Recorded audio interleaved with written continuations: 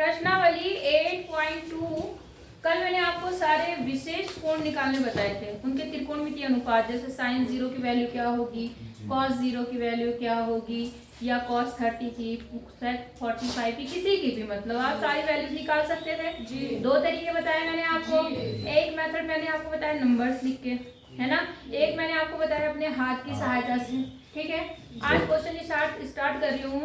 वैसे तो कुछ बच्चों ने कर भी लिए हैं और जिन्होंने नहीं किए उनके लिए बता रही हूँ, लेकिन मान आप बताएंगे, ठीक है। और आप पीछे देख के मत बताना, जहाँ जैसे मैं बता रही हूँ वैसे बताना। कौन सा सवाल आपको बताऊँ, आप बता दो। तीसरा। चलो तीसरा लिख देते हैं, पहले का तीसरा। यहाँ पर क्या है, cos 45 डिग्री अपॉन sec 30 और cosec 30 डिग्री। समझ गए? यहाँ तक समझ में आ गया जी। आती है बात cos 45 की। कौन बताएगा cos 45 की वैल्यू? 1/2 बताओ। 1/2 √2 1/√2। ये तो हमारा 0 30 60 45 60 और अब किसकी वैल्यू निकालने के लिए बोला? cos 45 यहाँ है। cos के लिए मैंने कहा था कौन सी तरफ जाना है? ठीक है, कितनी बची? 2। मैंने कहा था 2 और जितना आएगा उसके बटे 4 और अंडर। तो कितना आ गया? 1/2 का अंडर रूट, 1 का वर्गमूल 1 और इसका रूट। समझ गए? तो cos 45 की वैल्यू आ गई 1/√2। अब बात करते हैं आप sec 30। पहले आप, मैंने कहा था sec आएगा तो आप किसकी वैल्यू निकालेंगे? 10 cos, क्योंकि sec किसका उल्टा होता है? cos का उल्टा होता है ना। तो पहले हम cos 30 की वैल्यू निकालेंगे। बताओ cos 30 की वैल्यू क्या होगी? √3/2। कितना? कितनी? आप आए यहाँ पर, ये 30 है, 30 के बाद कितनी उंगलियां बची? 3/4। 3/4। अब 3/4 आ गया, इसका अंडर रूट ले लिया, इसका तो रूट 3 रहा और 4 का अंडर रूट क्या हुआ? लेकिन ये बना किसका? cos का। cos 30 की। अब क्या निकालना है आपको? sec 30 तो 2/√3 उल्टा हो जाता है, तो ये ऊपर और ये नीचे, मतलब अंश हर बन जाता है। हर क्या बन जाता है? अंश। तो इसकी वैल्यू आ गई 2/√3। बोलो समझ में आया? अब तुम बैठो, तुम नहीं बताओगी। cosec 30 से पहले तुम बताओ कृष मुझे, cosec किसका उल्टा होता है? बोलो महेश, किसका उल्टा होता है? cos का। शाबाश। tan का। वेरी गुड, तो बहुत ही अच्छे लड़के हो। लड़कों में किसको पता है? बताओ आयुष। साइन का उल्टा होता है। किसका होता है? साइन का उल्टा कौन होता है? cosec। इसका मतलब हमें पहले किसकी वैल्यू निकालनी है? साइन 30 की। आयुष बता सकते हो साइन 30 के लिए? हाँ बताओ, कोशिश करो, हाथ देखो सामने।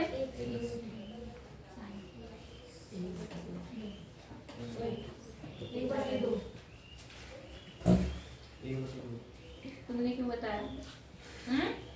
यहाँ पे आएगा साइन के लिए हमें क्लॉकवाइज जाना है, जिस तरफ सुई चलती है। 30 वाला ये है, कल बताया था 30 के लिए ये। 30 के बाद कितनी उंगली बची? 1/4। 1/4 का क्या निकालेंगे? वर्गमूल। तो 1 का तो 1 रहा, 4 का कितना हो गया? 2। लेकिन ये किसका आया? साइन 30 का। हमें क्या चाहिए? तो हमसे क्या कर नहीं समझे? कितने लोग समझे? घर जाके प्रैक्टिस कर लिया करो एक बार। मैं बता रही तुम्हें, ऐसे ना ट्यूशन वाले में नहीं पढ़ाते जैसे यहाँ स्कूल में पढ़ा रही मैं। समझ रहे हो मेरी बात को? पहले हम पढ़ते थे ना, तो हमारे टाइम पे जब हम भी सरकारी स्कूल में पढ़ते थे, हमने भी देखा क्या होता था। कोई बहुत ईमानदार टीचर होगा, सिर्फ 11-12 में बहुत अच्छी मैम थी, वो हमारी जो प्रिंसिपल भी थी, वो आती थी रेगुलर क्लास में पढ़ाती थी। ना फिजिक्स की पढ़ाई हुई, ना केमिस्ट्री की ढंग से पढ़ाई हुई। हमने जो पढ़ा अपने आप पढ़ा, या कभी ट्यूशन लगाना पड़ा, कभी कैसे पढ़ा। मेरी बात समझ रहे हो? और इतना तो कोई नहीं करता टीचर स्कूल में, जितना तुम्हारे साथ मैं सर खपाती हूँ। लेकिन तुम्हें ये समझ में नहीं आ रहा, क्योंकि ये सब चीजें फ्री की मिल रही तुम्हें। तुम्हें पहले बता चुकी हूँ मैं। अगर तुम्हें इसी चीज के लिए ना स्कूल में हर महीने 5,000 रुपए फीस देनी पड़ती ना, तो एक एक दिन की कीमत समझते तुम, और टीचर की भी कीमत समझते। तुम तो सोच रहे हो बस टीचर का तो काम है पढ़ाना, पढ़ाने तो हमारा क्या जा रहा है।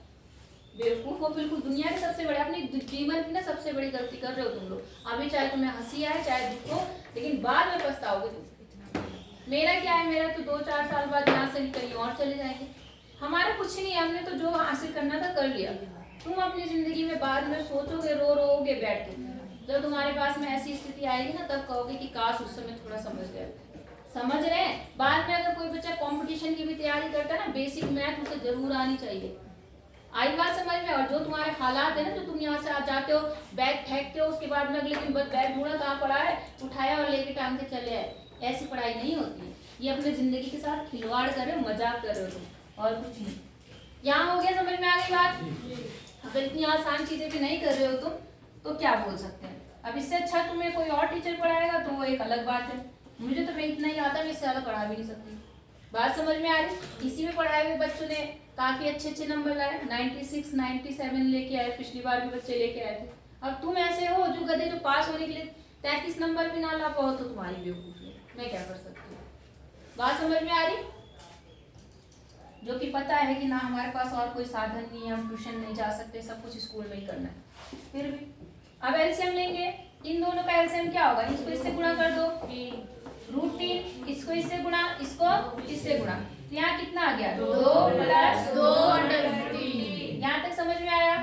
इस तरह की जब भिन्न बनती है तो इसको सॉल्व करने का तरीका मैंने बताया। जो सबसे नीचे होता है वो कहाँ जाता है, और ये बीच वाले आपस में मल्टीप्लाई होते हैं। समझ गए? यहाँ लिख दे रही हूँ, आप नीचे लिखना। तो यहाँ पे देखो, जब ये 1 √3 से गुणा होगा तो कितना आ जाएगा? 3, और ये इससे गुणा होगा तो ये हो जाएगा √2, और यहाँ कितना हो जाएगा? 2 + √3। बोलो, बात समझ में आ गई आपको? अब आप क्या काम कर सकते हो? यहाँ भी 2 है, यहाँ भी 2 है, 2 को क्या कर सकते हैं? कॉमन ले सकते हैं। तो यहाँ कितना आ गया? √3, और यहाँ कितना हो गया? देखो 2 √2, ये तो बाहर हो गया, और यहाँ कितना बचा? √3, 1 + √3। बात समझ में आ गई? वैसे तो आपका आंसर आ गया है, लेकिन अगर आपको क्या करना है, जो सही तरीका होता है उसमें हम रूट नीचे कम ही रखते हैं, परवैयीकरण कर देते हैं। तो आप चाहो तो इसका क्या कर सकते हो? परवैयीकरण करना आता है ना, 9 पे पढ़ा था परवैयीकरण करना हर का। क्या काम करना पड़ता है? करें या रहने दे? कर दे। चलो कर दे। बाकी अगर इतना आंसर दोगे तो भी गलत नहीं है। आप चाहो जिनको आगे सॉल्व करना नहीं है तो इतना भी दे सकते हैं, ठीक है। लेकिन आगे देख लो, जैसे √3 है, अपॉन कितना है? 2 √2, 1 + √3। हाँ या ना? अब आप क्या काम करते थे? जितनी रूट वाली संख्या इसके विपरीत चिन्ह से ऊपर नीचे क्या करते थे? गुणा। ठीक है, तो मैं इसके विपरीत चिन्ह से ऊपर नीचे क्या करूंगी? गुणा। तो देखो यहाँ पर तो मैंने लिख दिया 1 - √3, और ये 1 - √3। इससे ये तो हो जाएगा सॉल्व, लेकिन यहाँ पर अभी √2 भी है, तो √2 का भी परवैयीकरण करेंगे तो √2 × √2 डिवाइड में √2। समझ गए कि नहीं समझे? अब देखो कितना आएगा? √2 को √2 से गुणा करेंगे, कितना बन जाएगा? √6, 1 - √3। यहाँ तक समझ में आ गया? अब यहाँ आ जाओ, 2 तो ऐसे ही रहा, इस √2 को इस √2 से गुणा करेंगे, कितना आएगा? 2 आ जाएगा। अब एक बार वही चीज प्लस में, एक बार माइनस में, क्या बनता है? 1² - √3²। समझ गए? यही होता है a + b, a - b = a² - b²। यहाँ तक समझ में आ गया? ठीक है, ऊपर जो है उसे ऐसे रहने दो, 1 - √3, और यहाँ कितना हो गया? 2 दूनी 4, और 1 का स्क्वायर 1, और √3 का स्क्वायर 3। समझ गए यहाँ तक? अब कितना हो गया? देखो √6, 1 - √3 अपॉन, यहाँ पर देखो 4 तो ऐसे ही रहा, 3 में से 1 गया, -2, माइनस का 2। यहाँ तक समझ गए? कितना आ गया यहाँ पर? -8। √6, 1 - √3, और कितना आ गया यहाँ पर? अपॉन -6 -8। 2 दूनी, सॉरी 4 दूनी 8, माइनस में। समझ गए? अब आप क्या काम कर सकते हैं? वैसे तो आंसर ये भी ठीक है, लेकिन एक काम करो, क्यों ना इसका माइनस चिन्ह कॉमन ले ले, उससे क्या होगा? नीचे वाला माइनस आपका हट जाएगा। तो देखो ये तो ऐसे रहा √6, जब मैं माइनस चिन्ह कॉमन लूंगी तो ये चिन्ह क्या होंगे? बदल जाएंगे। तो तो ये 1 जो है वो माइनस का हो जाएगा और जो ये माइनस का है ये किसका हो जाएगा? समझे नहीं समझे? और यहाँ कितना आ गया माइनस का 8, माइनस से माइनस कैंसिल हो गया, आपका आंसर आ चुका है 6√3 -1/8। आगे भी तो हो सकता है जिसको आंसर है आगे हो सकता है 6 3 जा क्या 6 मतलब आप गुणा करना चाह रहे? हाँ जी। हाँ बिल्कुल हो सकता है। आप इसको गुणा करेंगे 6 कम 6 6 3 बार 6 दिया 18, 3√2 यहाँ बन जाएगा और यहाँ पे करोगे तो √6 बन जाएगा। हाँ जी। लेकिन बहुत ज्यादा डिटेल में सॉल्व पीछे यही था जी आंसर। इतना कर लो। समझ में आ गई बात? कोई दिक्कत है यहाँ तक? करो, बैठो। देखो यहाँ पर क्वेश्चन नंबर 4 और 5 में तो कोई दिक्कत नहीं होगी आपको। करके देखना फर्स्ट के 4 5 या सारे क्वेश्चन, जो नहीं आएंगे मुझे बता देना, ठीक है? मान रखना है, बस थोड़ा सॉल्व करते जाना है, बाकी कुछ भी नहीं करना है उसमें, ठीक है? अगला देखो, दूसरा सवाल है विकल्प चुनिए। दिख रहा है आपको? इस विकल्प वाले क्वेश्चन में क्या काम करना है? सबसे पहले आपको सारी वैल्यू रखनी है। आई बात समझ में? जो भी आपका आंसर आएगा, सपोज मान लो 1 आ गया, कितना आ गया? 1। तो 1 आ गया मान लो, इसको सॉल्व करके तो आपको देखना है कि इन चारों ऑप्शन में से किसका मान 1 है। बात समझ में आ गई कि नहीं आई? और वो आपका आंसर होगा। बात समझ में आ गई?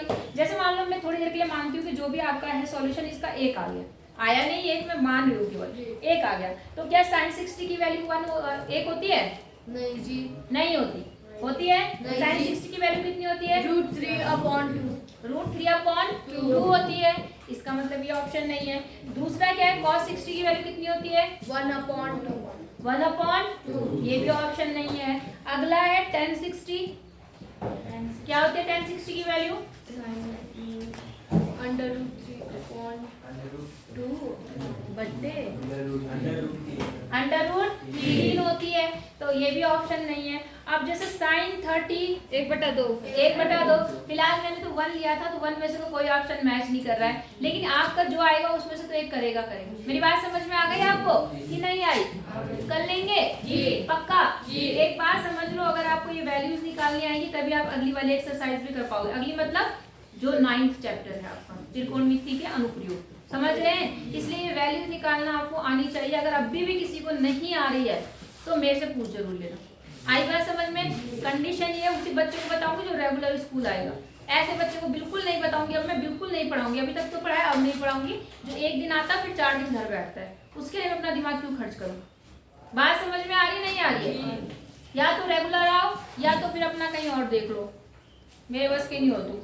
इतनी बात समझ में आ गई जी। ऐसे दूसरा भी हो जाएगा। तीसरा अब तीसरा देख लो, दूसरे का तीसरा। वैसे तो कुछ भी खास नहीं है इसमें, लेकिन थोड़ा सा मुझे लग रहा है इसमें एक फॉर्मूला लगाना पड़ता है, इसलिए थोड़ी दिक्कत है। यहाँ पर देखो दे रखा आपको sin 2a बराबर कितना दे रखा? 2 sin a। और आपको तब सत्य होता है जब a बराबर है, जब a बराबर। आपको बताना है ये कंडीशन कब सत्य होती है, ठीक है ना? तो एक तरीका तो ये है कि आप वैल्यू रख के देख लो। वैल्यू समझ रहे हैं कि नहीं? मतलब वो सारी वैल्यूज रख के देख लो कि a का कौन सा मान यहाँ पर रखने पर आपका सही हो सकता है ऑप्शन, लेकिन वो तरीका लंबा होता है। मेरी बात समझ में आ रही नहीं आ रही? अजीब सी स्मेल कहाँ से आ रही है? मैं तुम्हें इसे थोड़ा सा फॉर्मूले से बताना चाहूंगी। आप एक काम, मैंने कहा ना एक तरीका तो ये, जो भी साइन वहाँ पे चारों ऑप्शन दे रखे, अगर आपको कुछ नहीं आता तब के लिए बता रही हूँ, आप उन ऑप्शन को यहाँ रखो। अगर आप 0 रखोगे तो 0 को 2 से गुणा करो, कितना बचेगा? 0। साइन 0 की वैल्यू जो आएगी वो लिखना। इधर भी आप 0 रखोगे, 0 साइन 0 की वैल्यू 0, 0 को 2 से गुणा करोगे तो 0। समझ में आ गई बात? एक ऑप्शन तो ये कि सारे विकल्प आप रख के चेक करें। एक जो मैं बता रही हूँ वो कौन सा है, जरा ये देख लो ध्यान से। यहाँ पर क्या है? sin 2a। sin 2a का एक फॉर्मूला होता है। sin 2a का फॉर्मूला होता है 2 sin a cos। क्या होता है? 2 sin a का फॉर्मूला क्या होता है? 2 sin a cos। समझ गए? तो हम क्या करते हैं, जहाँ पर 2 sin a लिखा है वहां पे मैं क्या लिख सकती हूँ? 2 sin a cos a। बोलो बात समझ में आ गई आपको? और यहाँ पर जो है वो तो ऐसे ही रहेगा 2 sin a। बोलो समझ में आ रही बात कि नहीं आ रही? अब देखो 2 से 2 क्या हो गया? साइन से क्या हो गया? यहाँ क्या बचा, cos A बराबर कितना बचा, 0 क्यों बचा, ये चीज यहाँ पे डिवाइड होती ना तो 1 बचा। नहीं आई बात समझ में, ऐसी गलती मत करना, 0 मत लिख देना, आई बात समझ में। अब आप क्या ध्यान दो, cos A बराबर कितना आ गया 1। आप बताओ मुझे कौन से कोण के लिए cos का मान 1 होता है, 0। समझ गए मैंने मेरा क्वेश्चन, मतलब कौन से cos एंगल के लिए cos का मान, cos किसका, cos थीटा का मान क्या होगा, 1, तो वो किसके लिए होगा, 0। आप यहाँ लिख देते हैं cos 0। समझ गए, 1 बराबर मैंने क्या लिखा, cos 0। अब cos से cos कैंसिल हो गया, एंगल A बराबर कितना आ गया, ए बच्चों कौन है यहाँ पे चिल्ला रहे, 0 डिग्री। समझ गए, आ गया ऑप्शन कि नहीं आया, कोई दिक्कत नहीं यहाँ तक, कर लो। फिर एक क्वेश्चन और बताती हूँ, फिर एक्सरसाइज खत्म। Question number 3, very important question, कई बार बोर्ड एग्जाम में पूछा गया है। बात समझ में आ गई, ऐसे एग्जाम्पल भी है, दोनों सवाल अपने आप कर लेना, एग्जाम्पल अपने आप कर लेना, मैं ये वाला बता दूँ, ठीक है। यहाँ तो कोई दिक्कत है आपको, या मैं एग्जाम्पल बता दूँ आप ये करेंगे, एग्जाम्पल बता दो, एग्जाम्पल बता दूँ, ठीक है। एग्जाम्पल में क्या है देखो जरा ध्यान से, हाँ यहाँ पर एक एग्जाम्पल मुझे याद है, ये उदाहरण 8 में भेजिए, यहाँ पर है उदाहरण 8, हाँ 8 में देखो यहाँ लिखा हुआ है साइन, क्या लिखा हुआ, a minus b bracket of बराबर 1/2 कॉमा दूसरा क्या दिया है, cos A plus B बराबर 1/2। और आपको बोल रहा है कि जो एंगल है a प्लस बी वो 0 से बड़ा है और 90 के बराबर है, ये छोटा, ये कंडीशन इतनी ध्यान रखने वाली नहीं है आंसर, क्योंकि आमतौर पे हम उन्हीं कंडीशन के अंदर काम कर रहे हैं, 20 ज्यादा हमने पढ़ा नहीं। बात समझ में आ गई, आपको क्या काम करना है, बिल्कुल ऐसे सवाल थर्ड है, बिल्कुल सेम टू सेम ऐसे ही करना, ठीक है। क्या करना है, आपको एंगल ए और बी बताने हैं कि कितने अंश के होंगे, सवाल समझ गए क्या, एंगल और मतलब ये कंडीशन दी है और आपको बताना है कि जो ए और बी है ये कोण होते हैं, हमेशा साइन के साथ क्या आएंगे यहाँ पर, कोण आते हैं, तो ये ए और बी का मान कितना होगा वो आपको क्या करना है, ठीक है। अब आते हैं पहले पे, साइन कितना है यहाँ पर a प्लस, अब मुझे ये बताओ कि साइन के कौन से मान के लिए 1/2 आता है, साइन की जो मतलब साइन का कौन से कोण के लिए, समझ गए मेरा सवाल, साइन किस एंगल के लिए मान आपका 1/2 आता है, 30 डिग्री, किसके लिए आता है, 30 डिग्री। आपने देखा आप यहाँ एक ही उंगली बचेगी और 1/4 मतलब समझ गए ना, तो कितना आएगा, किसके लिए 30। यहाँ तक समझ में आ गया, साइन यहाँ है, साइन यहाँ है, साइन से साइन क्या हो जाएगा, a माइनस बी बराबर कितना आ गया, 30। इसको इक्वेशन 1 मानना है, समझ गए। सेम ऐसे यहाँ पे आ जाओ, यहाँ क्या दिया है, cos का 1/2 मान किस एंगल के लिए होता है, 60 के लिए होता है, पता है ना आपको, तो यहाँ लिख देंगे cos 60, cos से cos कट गया, a प्लस b बराबर 60। यहाँ तक समझ गए, इक्वेशन 2। आपने इक्वेशन सॉल्व करने की कई विधियां पढ़ी है, प्रतिस्थापन, विलोपन, ब्रज गुणन, जो भी बताई मैंने सब पढ़ी है ना, तो किसी भी विधि को ले लो, हम यहाँ पे विलोपन विधि यूज करते हैं। इक्वेशन क्योंकि इनके क्या है, गुणांक तो बराबर है, तो इनको डायरेक्ट हम जोड़ लेते हैं, क्योंकि यहाँ पर चिन्ह क्या है, असमान है और ऊपर से उनके गुणांक भी क्या है, बराबर। तो इक्वेशन 1 प्लस इक्वेशन 2, समझ गए। मैं उसी तरीके से कर रही हूँ ताकि आपको वो इक्वेशन याद आ जाए। तो यहाँ पर देखो मैंने लिख दिया a माइनस बी बराबर 30 और नीचे क्या लिखेंगे, a प्लस बी बराबर 60। कुछ याद आया, क्योंकि जोड़ रहे हैं तो चिन्ह बदलेंगे नहीं बदलेंगे, इससे क्या हो गया, कट गया, a और a कितना बन गया, 2a और बराबर 7 और 9 कितना समझ में आया, तो 2a बराबर 90, तो a इधर आके क्या हो जाएगा, 45 हो जाएगा, 90/2, तो कितना आ गया a बराबर, अब ये मान हम एक समीकरण में रखेंगे जी। हाँ, अब ये इस मान को किसी भी समीकरण में रखना, चाहे एक में चाहे फिर b का मान आ जाएगा, आपका मान आ जाएगा। चलो मान लो मैं b पे ही रख देती हूँ, तो इक्वेशन 2 में a बराबर 45 रखने पर, तो देखो यहाँ कितना हो जाएगा, ये तो 45 बन गया और प्लस यहाँ कितना बन गया बराबर 60। ये प्लस है, उधर जाके क्या होगा तो b बराबर 60 माइनस 45 कितना आया 15। ये आपके आंसर हो गए, ए और बी के मान आ गए। समझ में आया नहीं आया? इजी है बिल्कुल, same to same third question ऐसा ही है और मोस्ट इम्पोर्टेंट क्वेश्चन है। बात समझ लेना, ये कई बार आ रखा है एग्जाम में, ठीक है? तो इतना कर सकते हैं आप लोग। तो ये एक्सरसाइज आपकी खत्म हो गई। हाँ क्या हुआ? इफ चौथा क्वेश्चन ये जो कंडीशन बता रहा है वो यही बता रहा है, वो अपने आप ऑटोमेटिकली वही आएगा।